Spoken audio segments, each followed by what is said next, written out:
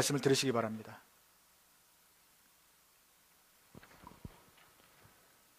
건전한 교훈은 복되신 하나님의 영광스러운 복음에 맞는 것이어야 합니다. 나는 이 복음을 선포할 임무를 맡았습니다. 나는 나에게 능력을 주신 우리 주 그리스도 예수께 감사를 드립니다. 주님께서 나를 신실하게 여기셔서 나에게 이 직분을 맡겨주셨습니다. 내가 전에는 회방자요, 박해자요, 폭행자였습니다. 그러나 이러한 행동은 내가 믿지 않을 때 알지 못하고 한 것이므로 하나님께서 나에게 자비를 베풀어 주셨습니다. 우리 주님께서 나에게 은혜를 넘치게 부어주셔서 그리스도 예수 안에서 얻는 믿음과 사랑을 누리게 하셨습니다. 그리스도 예수께서 죄인을 구원하시려고 세상에 오셨다고 하는 이 말씀은 믿음직하고 모든 사람이 받아들일 만한 말씀입니다. 나는 죄인의 우두머리입니다. 그러나 하나님께서는 나에게 자비를 베푸셨습니다. 그 뜻은 그리스도 예수께서 끝없이 참아주심의 한 사례를 먼저 나에게서 드러내 보이심으로써 앞으로 예수를 믿고 영생을 얻으려고 하는 사람들의 본보기로 삼으시려는 것입니다. 영원하신 왕, 곧 없어지지도 않고 보이지도 않는 오직 한 분이신 하나님께 존귀와 영광이 영원 무궁토록 있기를 빕니다. 아멘. 아들된 디모데여, 이전에 그대에 관하여 내린 예언을 따라 내가 이 명령을 그대에게 내립니다. 그대는 그 예언대로 선한 싸움을 싸우고 믿음과 선한 양심을 가지십시오. 어떤 사람들은 선한 양심을 버리고 그 신앙생활에 파선을 당하였습니다. 그렇게 된 사람 가운데 두 사람이 바로 후메네오와 알렉산더입니다. 나는 그들을 사탄에게 넘겨주었습니다. 그것은 내가 그들을 응징해서 다시는 하나님을 모독하지 못하게 하려고 한 것이었습니다. 대학교 다닐 때 일입니다. 그때 여러분 아시다시피 영국의 엄마랑 저랑 또 윤재 아빠랑 이렇게 같은 학교에 다녔었는데 윤재 아빠랑 저랑 이제 한번 성령이 충만해서 뜨거워졌었습니다. 그래서 그때 결심하기를 일주일에 2명에게 꼭 전도를 하자. 그래서 같이 전도를 나갔던 적이 있었습니다. 그래서 막 그 뜨거운 마음으로는 정말 전교생에게 다 복음을 전하고 싶은 그런 마음이 있었는데, 여러분 일주일에 2명씩 전도하면 1년이면 몇 명을 전도할 수 있게 될까요? 1년이면 50주니까 2, 50, 100명. 2명이 나가면 2, 50, 100명이야. 일주일에 2명 하면 그저 100명이죠. 2명이 나가면 200명. 근데 우리 학교 학생들은 12,000명이었으니까 제가 몇십 년을 학교 다녀야 됩니까? 60년 동안 학교를 다녀야 12,000명의 복음을 전할 수 있어요. 더 이상 입학생이 없어도. 꿈은 생각해보니까 이게 좀 불가능하구나 생각이 되지만 그래도 마음은 그거예요. 모든 사람에게 복음을 다 전했으면 좋겠다. 나 같은 죄인을 주님이 건지셔 주셨는데 참 복음에 대해 빚진 마음이 있어서 이것을 정말 다 알겠으면 좋겠다. 왜 저러고 막 술 먹고 저러고 인생에 목적이 없고 저러고 살고 있는가, 전해줬으면 좋겠다. 이제 그런 마음이 있었습니다. 그 다음에 군대를 갔는데도 전도를 하죠. 이렇게 있다가 훈련 받다가 둘이 이제 그 구덩이에서 보초를 쓰면서 관심 있었다 했던 그 형제였어요. 그래서 복음을 읽어주고 이제 했었습니다. 그런 부담감이 좀 늘 있었어요. 빚졌다는 생각이죠. 그래서 이걸 좀 갚아야겠다. 주님의 희생을 10,000분이라도 갚아야겠다는 생각이 있었고, 그때 소대장님한테 복음성가 테이프 하나 카피해가지고 또 들어보시라고, 새까만 쫄병이 들어보시라고, 특별히 무서울 게 없죠. 그래서 들어보시라고 하는데, 그 다음에는 이제 이건 좀 안 하고 지우고 싶은 얘기인데 어쨌거나 중대장실에다가 놓고 와가지고 나중에 들어가가지고는 중대장님 제가 꼭 드릴 말씀인데요. 그래가지고 사형리 한번 읽어주고 그랬습니다.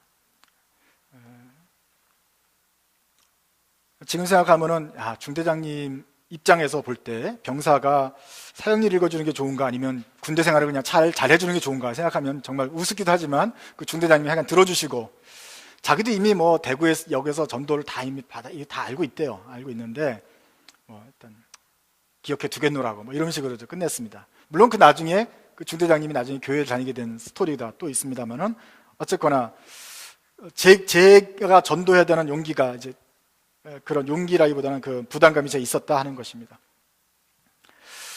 그 다음에 이제 졸업하고 할 때까지 선교단체에서 조금 전도를 하긴 했는데 점점 하면서는 전도를 이제 좀 안 하게 되었습니다. 그리고 졸업한 이후로는 거의 이제 그런 식의 전도는 하지 않았습니다. 좀 모르는 사람에게 관계가 충분히 익지 않은 상태에서 낯설지만 가서 하는 경우는 될 수 있으면 삼가려고 하게 되었습니다. 그때 우리 선배들은 이렇게 가르쳤어요. 길거리에 나가서 주님이 언제 오실지 모르고 주님이 곧 오시니까 우리가 남아있는 사람들을 전도해야 될 거 아니냐. 오늘 밤에 오시면 저 사람 다 죽는 거야. 그러니까 오늘 더 이상 한 명이라도 더 전도를 해야 된다. 내가 한 명 전도하면 그 두 명이 또 네 명 전도하고 해서 많이 전도할 수 있는 게 아니냐. 그래서 이렇게라도 막 예의를 차리고 천천히 가는 것만 아니라 좀 적극적으로 하는 것이 좋고 성경적이다. 이렇게 가르쳤어요. 근데 제가 해보니까 그 선배들의 말이 다 맞는 건 아니더라고요. 그 선배들의 말에 어느 정도 성경적인 진리가 좀 있지만 성경의 모든 진리를 다 담고 있는 건 아니더라고요. 하나님의 진리를 우리가 어떻게 발견합니까? 조금씩 점점 더 깊이 알아가게 됩니다. 그렇죠? 우리 선배들은 나가서 시급하게 복음을 전하는 게 좀 필요하다 발견했는데 해보니까 그것도 있지만 조금 더 깊은, 좀 더 지혜롭게 전도하는 법을 우리가 알게 된 것입니다.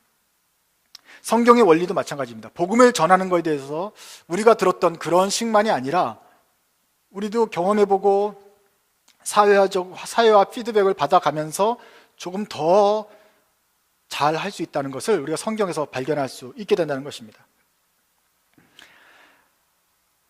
복음 전도에 많은 도전이 있습니다. 특별히 서울대 여러분 들어보셨죠? 무신론 동아리에서 아예 전도 카드를 만들었습니다. 전도 반대 카드를 만들었습니다. 누군가 전도하러 오면 반대 카드를 내놓습니다. 나는 무신론자입니다. 나한테 전도하지 말아주세요. 뭐 이렇게 카드를 만들었다고까지 합니다. 오죽했으면 그렇습니까? 물론 그 사람들이 인터뷰를 했어요. 기독교인 전도를 위해서 한 게 아니라 이단들하고 무슨 뭐 이런 대순진리예요. 이런 애들 때문에 만들었다. 라고 말을 하지만 우리는 압니다. 기독교인의 공격적인 전도도 역시 그 원인이 되었을 것이다 라는 생각을 하고 있습니다. 복음은 전도하는 방식이 바뀌어야 되죠. 그런데 어떻게 바뀌어야 됩니까? 어떻게 해야 됩니까? 진짜로 성경에서는 복음을 전할 때 뭐라고 가르치고 있습니까? 잘 들어보시기 바랍니다.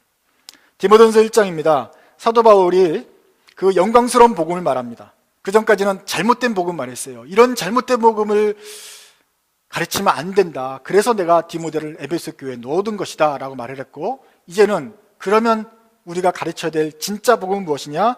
그것은 하나님이 영광스러운 복음인데 내가 이 복음 선포할 임무를 맡았다. 그러면서 자기 얘기를 해요. 아시다시피 바울이 복음을 반대하던 사람이었습니다. 죄인 중에 괴수였습니다. 그런데 하나님이 바울까지도 한없는 은혜와 자비를 베풀어 주셔서 그 믿지 않을 때 했던 행동들은 다 잊어버려 주시고 그냥 그를 건져 주셨습니다. 그러니까 바울이 너무 기뻐요. 바울이 말합니다. 14절. 우리 주님께서 나에게 은혜를 넘치게 부어주셨다. 그리스도 예수 안에서 얻을 수 있는 믿음과 사랑을 내가 경험하게 해주셨다. 그래서 바울이 이제 이 복음을 전하게 된 것입니다. 자기가 생각해 보니까 예수님께서 죄인 구하러 오셨다는 이 말이 맞다. 날 봐라. 내가 죄인이었지 않냐? 나를 구원하셨으면 저 죄인들도 구원이 필요할 거다. 예수님이 마음이 그렇다. 내가 저 사람들에게 복음을 전하는 임무를 받았구나 라고 바울이 알게 되었습니다. 그 사례가 바로 나이지 않냐. 자기를 늘 생각하면서 바울이 복음을 전하는데 디모데에게도 같은 도전을 합니다. 디모데야, 너도 그 도전을 받은 거야. 바울은 아직도 우리 모든 사람들에게 말합니다. 그리스도인들에게, 여러분도 이 복음을 거저 받았기 때문에 여러분도 이런 부담감이 있습니다. 여러분도 빚진 자입니다. 복음을 전해야 됩니다. 거짓 복음을 가진 사람들, 이단들도 그렇게 열심히 전하는데 우리 참되고 영광스러운 복음을 가진 사람이 이렇게 전하지 않고 있으면 되겠습니까?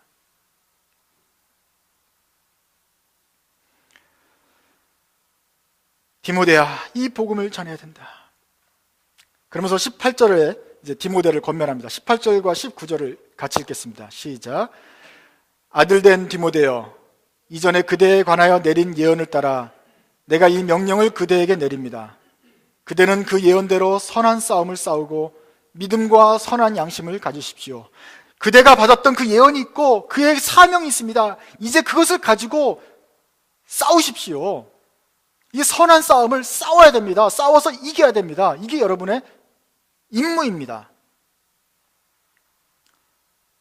디모데가 이걸 하면서 힘들었을지 모르겠지만 다시 한번 바울이 그의 사명을 북돋아 줍니다. 그것은 바로 복음을 전도하고 이 선한 싸움으로 믿음을 전파하는 것입니다.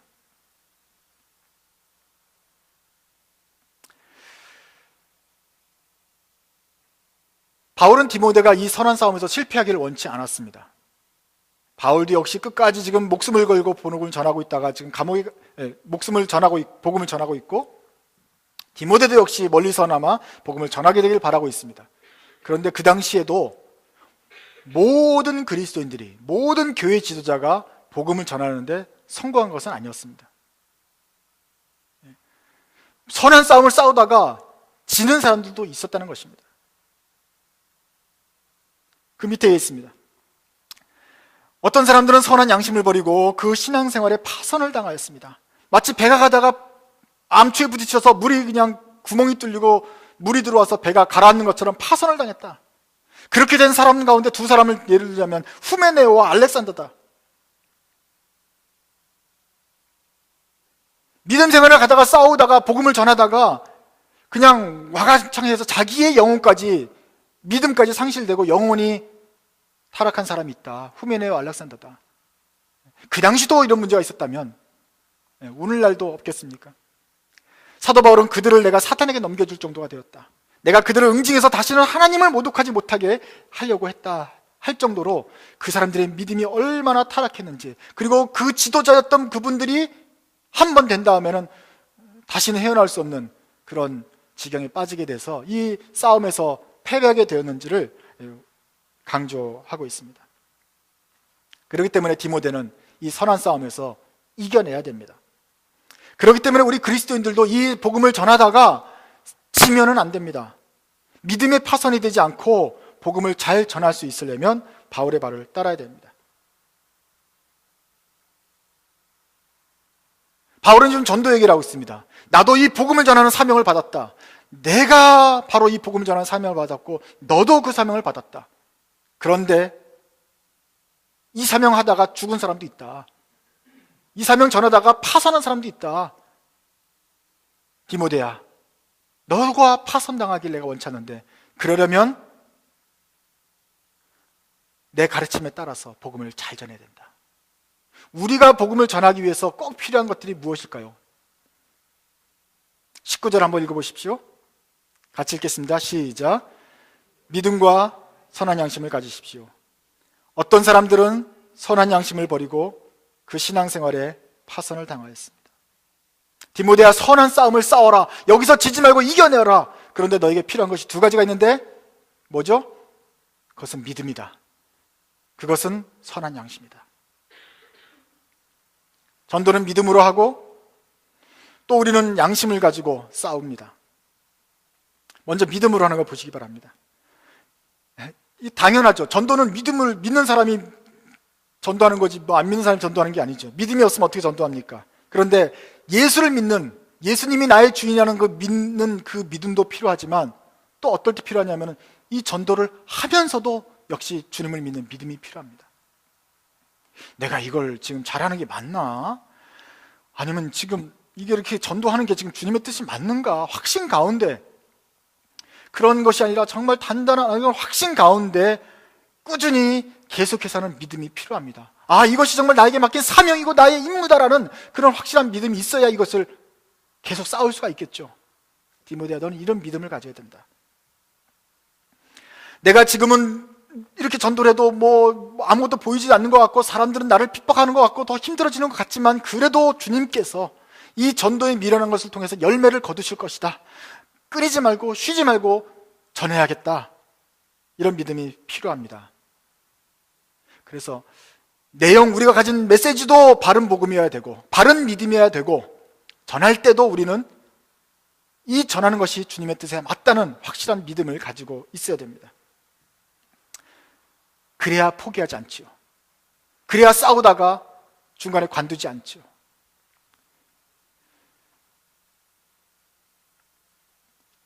드림교회도 우리가 전도하기 위해서 시애틀에 세워졌지 않습니까? 그리고 전도를 많이 했습니다.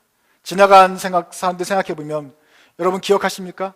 우리 예배 드릴 때 보통 한 20-30명의 젊은 학생들이 바글바글 했었습니다. 얘네들이 그냥 20-30년 동안 몇 년 동안 있는 것도 아니고 한 6개월, 1년 있으면서 계속 바뀌어가면서 연 300명 정도가 우리 드림교회를 거쳐갔습니다. 여러분들이 다 걔네를 기억하시고 웃는 얼굴로 맞아주시고 뭐 시끄럽게 굴어도 좀 도와주시고 불신자고 귀에 이어폰 꽂고 와도 받아주시고 하면서 했죠. 그래서 많은 열매가 있었습니다. 실제로 그 사람들의 마음이, 인생이 변하고 기독교에 대한, 교회에 대한 인식이 변하고 예수 그리스도에 대한 마음이 열렸습니다. 이제 학교에서 성경 과목을 들을 때도 큰 변화가 있었을 것입니다. 그런데 우리가 가끔 실망할 때가 있습니다. 왜냐하면 그 학생들이 이제 졸업을 했거든요. 전학을 갔거든요. 또 졸업을 해서 직장을 해서 한국에 가 있거든요. 페이스북에서 연락은 가끔 되지만 이 사람들이 어떻게 사는지 우리가 보이진 않고 우리는 모일 때마다 한정된 숫자가 모이거든요. 그래서 이거 잘하고 있나 생각이 드는데, 바로 그때 그렇게 실망이 들 것 같을 때 믿음이 필요한 것입니다.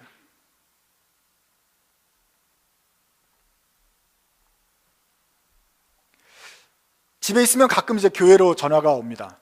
대림교회죠. 그런데 전화를 받을 때 패턴이 참 비슷합니다. 이번 주에도 그런 전화를 받았습니다. 여보세요? 밀크릭에 이사 왔는데요. 드림교회 예배가 몇 시예요? 예, 주일 오후 1시 반입니다. 그러면 그 다음 질문은 거의 똑같습니다. 예, 그러면 거기 성도가 몇이에요? 이 두 번째 질문 좀 들어보면 머리가 그냥 지끈지끈 아파지기 시작합니다. 그리고 속상합니다. 또 이 질문이냐? 저는 교회 다니면서 한 번도 그 교회에 성도가 몇 명인지 확인하고 가본 적이 없어요. 아니, 하나님의 복음을 전하고 하나님의 예배를 드리는데 무슨 뭐 옆에 있는 사람이 몇 명이냐고, 왜 중요한지 저는 한 번도 물어보지 않았기 때문에 저는 사람들이 왜 이런 질문을 하는지 난 이해가 안 돼요. 여러분은 아시겠습니까?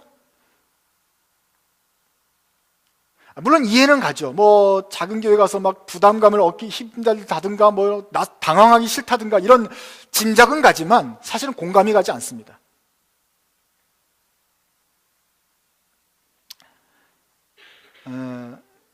옛날에는 그래서 보통 20명, 20명 이렇게 모입니다. 그래서 숫자를 말했더니 그때는 곧바로 탁 끊는 사람들이 많이 있었어요. 그래서 이번에는 제가 이렇게 말했어요. 이제 20명, 30명인데요. 이름 말하면서도 찔리는 거야. 우리는 뭐 한 23명인가 뭐 이 정도 되잖아요.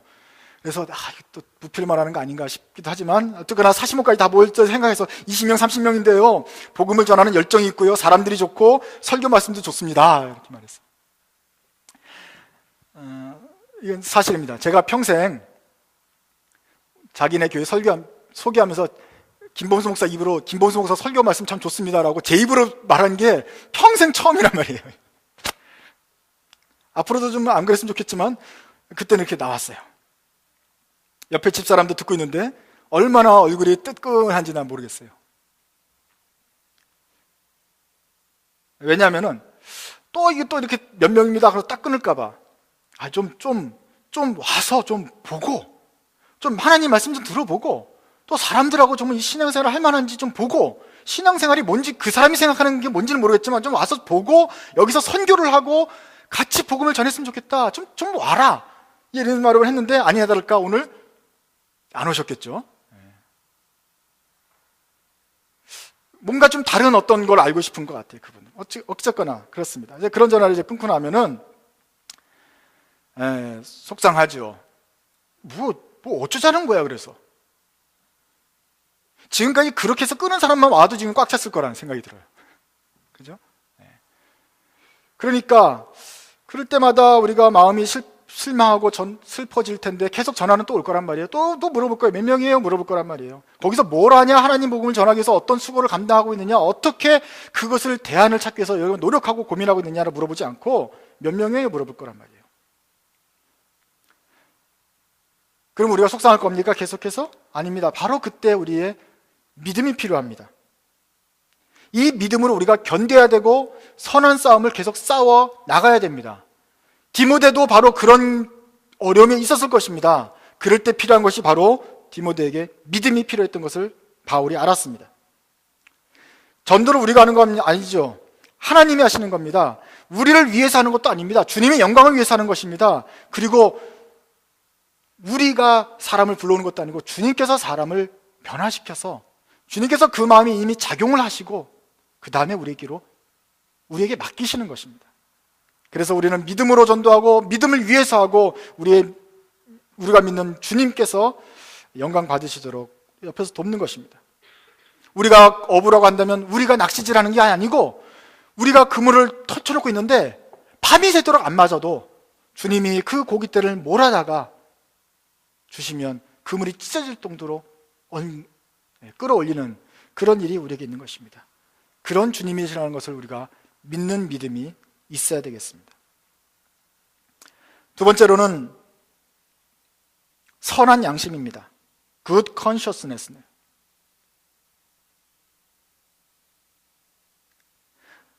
믿음을 갖고 되는 것이 아니라 믿음과 그리고 선한 양심을 가지라 그래 되어 있습니다. 선한 양심이 뭡니까? 착한 마음입니다. 착한 마음. 우리는 그 앞에서 나쁜 마음으로 어떻게 복음을 전하는 것이 어떤 건지 알았습니다. 바른 교훈을 가지지 않고 나쁜 교훈을 가지고 있었고 나쁜 어떤 이익을 위해서 복음을 전하는 사람들이 있었습니다. 그런데 너희는 착한 마음을 가져야 된다 말합니다. 착한 마음을 가진 사람은 행동이 착한 게 나옵니다. 좋은 행동이 나오고 사람들을 살리고 사랑하는 행동이 나옵니다. 근데 바울은 놀랍게도 믿음을 가지고 기독교 복음을 전해라고 하면서 믿음 외에 이 착한 마음을 가지고 선한 일을 하라는 것을 강조하고 있습니다. 전도하는데 꼭 두 가지를 꽂으면 믿음과 찬송과 기도가 아니고 믿음과 착한 마음이다. 생각해 보세요. 부도덕한 사람이 전도를 잘하겠어요? 부패한 교회가 전도를 잘할 수 있겠어요? 돈과 권력을 사랑하는 불신앙이 열매를 맺을 수 있겠습니까? 믿음이 없어도 안 되지만 착한 양심이 없는 것, 부도덕하고 부패한 것은 복음 전도의 장애물입니다. 우리가 보지 않습니까? 못된 행동을 하는 못된 사람이 아무리 그 멋있는 복음을 멋있게 현란하게 전한다를 할지라도 사람들이 거기에 속아 넘어갑니까? 여러분들은 속겠습니까? 그 사람이 말하는 사람의 태도와 그 양심을 보면은 누가 그것을 보고 믿겠습니까? 그 입에서 아무리 고귀하고 영광스러운 복음이 나온다고 할지라도 복음이 전달되지 않습니다. 왜냐하면 복음은 말만 가지고 전달되는 게 아니고 행동으로 그 관계를 통해 가지고 그 사람에게 선한 양심을 드러내 보여야만 우리의 착한 행실과 선한 양심을 보고 사람들이 비로소 하나님께 영광을 돌리기 시작할 것이기 때문에 그렇습니다. 옛날에 제가 서울에 있을 때 다른 교회에서 디모데전서를 강의한 적이 있었습니다. 그때도 이걸 설교했죠. 근데 다시 여러분 말씀드리지만 제가 그때도 설교했지만 그래도 1장 19절을 눈여겨본 것은 최근에 들어서입니다. 그때는 19절을 그냥 넘어갔습니다. 스쳐서 그냥 지나갔습니다. 그 예언대로 선한 싸움을 싸우라. 믿음을 선한 양심을 가지십시오. 넘어갔습니다. 선한 양심 그러면 아무런 믿음하고는 관계가 없는 것처럼 보여졌습니다. 이것이 그렇게 큰 중요한 게 아닌 것처럼 그냥 넘어갔습니다. 선한 양심이 어떤 것인지 잘 몰랐고 그거는 누구나 그리스도라면 그냥 기본적인 가지고 있어야 될 것이 아니냐. 왜 바울이 여기서 이렇게 강조를 하는지 눈여겨보지 않았습니다. 그런데 목회자와 교회의 양심이 땅에 떨어진 것이 보이는 지금에 와서야 제가 19절을 다시 눈여겨보게 됩니다.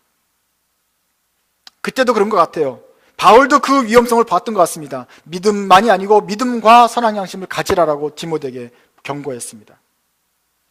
왜냐하면 그때 후메네오와 알렉산더도 있었기 때문에 그랬습니다. 여러분 보십시오. 후메네오와 알렉산더, 이 성경에 기록된 이 불명예스러운 이름, 근데 이 사람들이 어디서 실패했습니까? 어디서 이 사람들이 신앙의 배가 암초를 만나서 침몰했습니까? 그 암초의 이름이 무엇입니까? 이 사람이 좌초한 지역이 바로 그 믿음 때문에 실패한 것입니까? 아니면 선한 양심 때문에 실패한 것입니까? 아니면 믿음과 선한 양심 둘 다 문제여서 실패한 것입니까? 성경에서는 뭐라고 말하고 있습니까? 한번 보시죠. 후메네오가 알렉산더가 좌초했던 그 암초의 이름이 무엇입니까?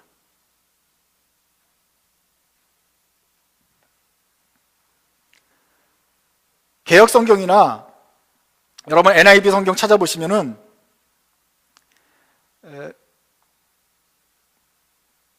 믿음과 선한 양심 가지십시오. 어떤 사람들은 those 복수형으로 그것들에서 문제가 생겨가지고 쉼내기 됐습니다. 파선을 당했습니다. 이렇게 말합니다. 근데 영어 성경들은 보통 그건 다 의역을 하는 것들이란 말이에요. 그러니까 그걸 보면 그거는 보다는 직역을 하는 것들을 봐야 돼요. 원문에서 직접 나온 것들을. 원문에서는 어떻게 말하고 있고, 특별히 제가 밑에다 NRSV를 썼는데 그것이 원문에 더 가까운 번역입니다. 원문에서는 그것을 뭐라고 말하고 있어요? 어디에 부딪혔다고 말하고 있습니까? Having faith and good conscience. 뭐죠? Conscience. By rejecting conscience, certain persons have suffered shipwreck in the faith. 정확하게 NRSV가 번역을 했는데 바로 이 양심에서 어떤 사람들이 파산했다 말하고 있어요. 한글 성경들은 대부분 잘 번역이 되는데 한글 성경은 다 단수로 바로 여기서 선한 양심에서 이것에서 벗어났다. 개역에도 말하죠. 이것이 뭐냐면 바로 앞에 있는 선한 양심을 가리키는 거예요. 믿음과 선한 양심 둘 다가 아니라 이것들이 아니고 이것 앞에 있는 선한 양심. 세 번역에서 정확하게 말한 대로 어떤 사람들은 바로 이 선한 양심, 믿음과 선한 양심 가지라는데 이 선한 양심에서 그걸 버린 바람에 신앙이 파선을 당하고 그 사람들이 사탄에 내어줄 정도까지 될 정도로 완전히 바닥에 떨어지게 되었다. 아주 엄중한 심판을 얘기합니다. 그러니까 우리가 믿는 것뿐만 아니라 복음을 전할 때에도 믿음뿐만 아니라 선한 양심이 꼭 필요한 것입니다.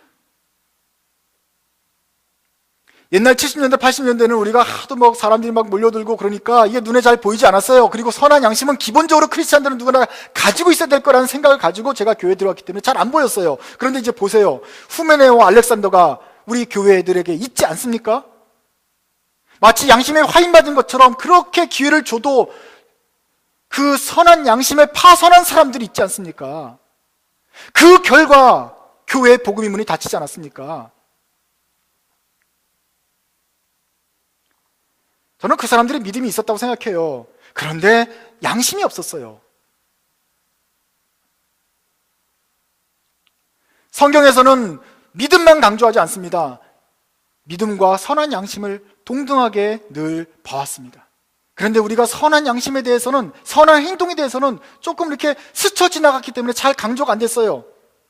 요한일서 3장 18절에 이렇게 되어 있습니다. 자녀들아, 우리가 말과 혀로만 사랑하지 말고 오직 행함과 진실함으로 하자.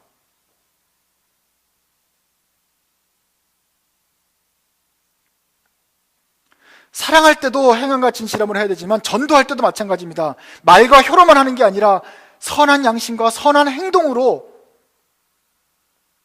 전해야 했습니다. 근데 이건 더 어렵습니다. 왜냐하면 선한 양심이 드러나서 그 사람에게 전달이 되고 그 사람이 그것을 알고 또 그 마음의 결단이 일어나기까지는 시간이 많이 걸립니다. 오래 걸립니다. 그렇기 때문에 우리가 입으로 전도하는 게 더 빨랐다고 생각해서 그것만 강조했는지 모르겠습니다. 그러나 바울이 다시 막 강조합니다. 믿음과 선한 양심을 가지고 이것을 가지고 선한 싸움을 싸우십시오. 복음 전도할 때는 믿음도 필요하지만 선한 양심도 필요하고 그렇기 때문에 인내하는 자세가 필요합니다. 기다리고 언젠가 주님께서 때가 되면 거두시리라는 믿음이 꼭 필요합니다.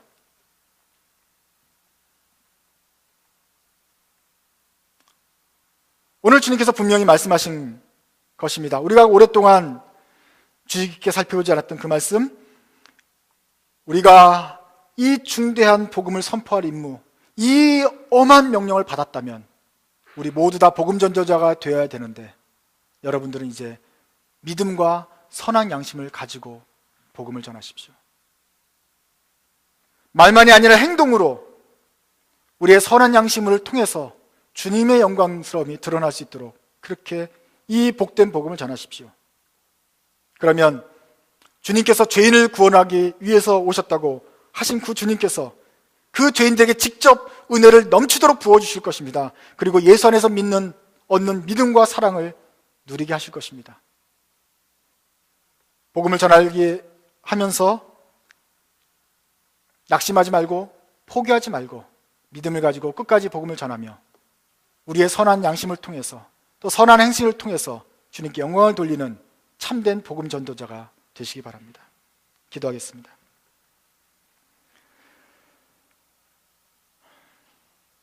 하나님 아버지, 이 시간에 저희들이 눈을 열고 주님의 말씀을 읽어도 깨닫지 못했던 그 부족함을 회개하고 용서를 구합니다.